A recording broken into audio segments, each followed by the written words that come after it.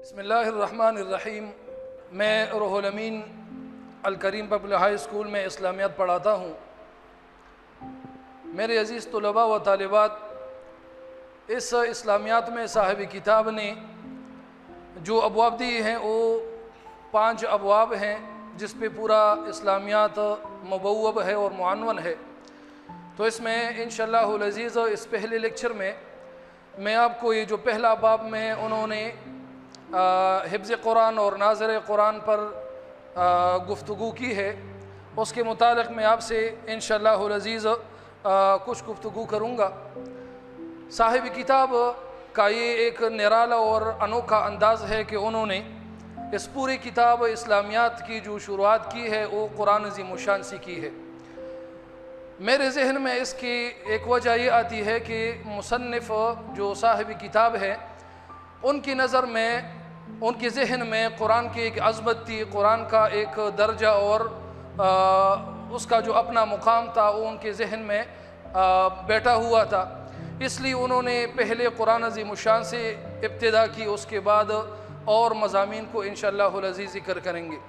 क्योंकि ये जो मुब्तदी है, तालिब इल्म है, स्टूडेंट है, इसका भी जहन ये होना चाहिए कि मेरे जो हाथ में इस्लामियात की किताब है इसका पढ़ना भी ज़रूरी है और इसका याद करना भी ज़रूरी है, लेकिन इससे हट कर एक और किताब भी है जो हमारे और आपके लिए हिदायत का सरचश्मा है, वो कुरान अज़ीम शान है, तो उसको भी नज़रअंदाज नहीं करना चाहिए।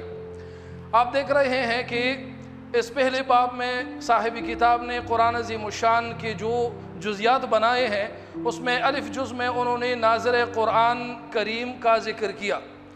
तो उन्होंने तकरीबन 13 पारों से लेकर 20 पारों तक उन्होंने कहा है कि आप ये तालिब इल्म और स्टूडेंट इसको नाज़रा यानी पढ़ेंगे। लेकिन मेरे जहन में ये आता है कि अल्हम्दुलिल्लाह आजकल का जो ज़माना है, हर मस्जिद में इमाम है और हर मस्जिद में कारी साहब बैठी हुई हैं, तो हमारे बच्चे जो हैं वो अल्हम्दुलिल्लाह छोटे छोटे होते हैं, कम उम्र के होते हैं, लेकिन उसके बावजूद वो पूरा नाज़िर कुरान पढ़ी हुई होते हैं। तो और दूसरा उन्होंने जो हिफ्ज़ कुरान का कहा है कि हिफ्ज़ कुरान, तो उसमें इन्होंने जो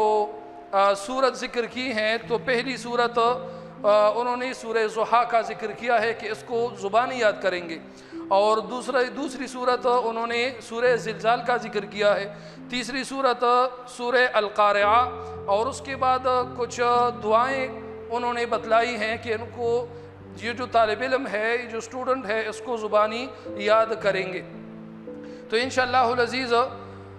ये जो कुरान अज़ीम शान से इन्होंने इब्तिदा की है, तो इसका मकसद और मतलब मैं आपको बतला दूँ कि कुरान अज़ीम शान तमाम कुतुब समाविया में अल्हम्दुलिल्लाह सबसे अरफा और सबसे बरतर कुरान है। इसलिए कि जितने भी कुतुब समाविया है, ज़बूर है, इंजील है, तौरात है, तो उनमें कुछ ना कुछ तहरीफ़ें हुई हैं,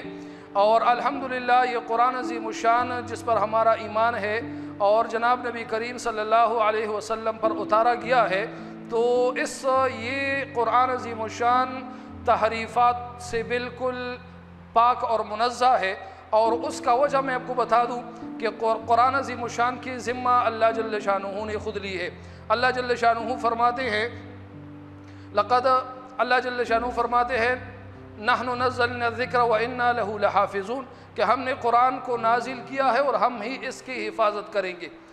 तो अज़ीज़ तलबा व तालिबात, जिस चीज़ की ज़िम्मा अल्लाह जल्ल शानुहु ख़ुद ले, तो इससे आप अंदाज़ा लगा सकते हैं कि उसमें कोई और तहरीफ़ नहीं कर सकता। कुरान की ज़िम्मा अल्लाह ने,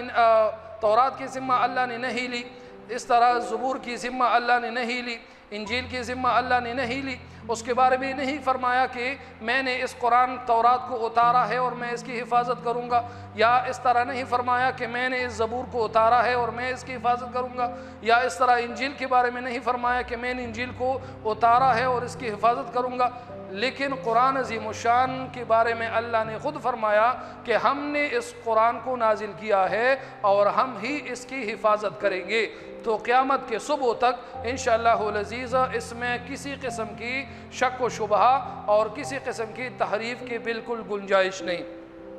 تو عزیز طلباء و طالبات، یہ جو ہمارا باب اول ہے، اس میں صاحب کتاب نے قرآن عظیم الشان پر زور دیا ہے کہ جو بھی طالب علم ہو اس کو قرآن عظیم الشان آنا چاہیے۔ اکثر ایسا ہوتا ہے کہ 9 اور 10 تک پہنچ جاتے ہیں لیکن ان کا ناظرہ کچا ہوتا ہے، ان کو ناظرہ پڑھنے کی وہ جسارت ان کو نہیں ہوتی، وہ اس لیے کہ وہ قرآن سے دور رہے ہیں اور انہوں نے توجہ نہیں دی۔ آپ نے اکثر دیکھا ہوگا چھوٹے چھوٹے بچے ہوتے ہیں اور کم عمر کے بچے ہوتے ہیں، ان کو پورا قرآن یاد ہو جاتا ہے۔ کیوں؟ اس لیے کہ ان کے والدین نے ان کو جس ادارے میں داخلہ دلوایا ہے اور اتنی محنت اور کوشش انہوں نے کی ہے، تو اس کا ثمرہ پھر انہوں نے اپنی آنکھوں سے دیکھا ہے کہ ان کے جو بچے ہوتے ہیں وہ پورا ناظرہ قرآن بھی پڑھ لیتے ہیں اور قرآن کو حفظ بھی کر لیتے ہیں۔ تو میرے عزیز طلباء و طالبات سے یہ گزارش ہے کہ جو صاحب کتاب نے باب اول پہ جو ناظر قرآن یا حفظ قرآن یا قرآن عظیم الشان کے بارے میں بات کی ہے تو اس کو نظر انداز نہ کریں، وہ اس لیے کہ ہمارے ذہن میں بھی قرآن کی ایک عظمت ہونا چاہیے۔ جس طرح صاحب کتاب نے اس کی عظمت کی طرف اشارہ کیا کہ جو اسلامیات کی کتاب ہے، اگرچہ اس میں امتحان دینا بھی ہے، اس کو پڑھنا بھی ہے، اس کا مطالعہ بھی کرنا ہے، لیکن اس کے علاوہ جو قرآن عظیم الشان ہمارے لیے ہدایت کا سرچشمہ ہے اور تمام کتب سماویہ سے افضل، اعلیٰ اور ابتر ہے، تو اس سے یہ اندازہ ہوتا ہے کہ اس قرآن کو بھی ہم سینہ سے لگائیں اور اس کو پڑھیں، اس کو یاد کریں اور اس میں پوری کوشش کریں، تو انشاءاللہ العزیز دنیا و آخرت میں بھی ہم کامیاب ہوں گے۔ تو میں آپ کی توجہ اس طرف دلانا چاہتا ہوں کہ جو صاحب کتاب نے جتنے ابواب میں یہ اسلامیات مبوب کیا ہے اور اس میں 5 ابواب ذکر کیے ہیں، تو یہ جو پہلا باب ہے اس میں صاحب کتاب نے حفظ قرآن، ناظر قرآن اور قرآن عظیم الشان کے بارے میں گفتگو کی ہے کہ اس کو طلباء اور طالبات ذہن نشین کر لے اس بات کو کہ قرآن بھی پڑھنا ہے، اس کو یاد بھی کرنا ہے اور پھر اس کے جو احکامات ہیں اس پر عمل بھی کرنا ہے۔ تو ہمارے اس پہلے لیکچر میں یہ جو باب اول قرآن عظیم الشان کے بارے میں ہے، تو اس میں نے آپ کے سامنے یہ جو اس کا مختصر خلاصہ اور نچوڑ بتا دیا کہ صاحب کتاب نے اس کتاب کا آغاز جو قرآن سے کیا ہے، اس کی وجہ کیا ہے، وہ بھی میں نے آپ کو بتلا دی۔ اور دوسری یہ کہ ہم قرآن عظیم الشان پر محنت کریں، اپنے جو بچے ہوتے ہیں اس پہ مزید محنت کریں اور ان کو ناظرہ قرآن بھی پڑھائیں اور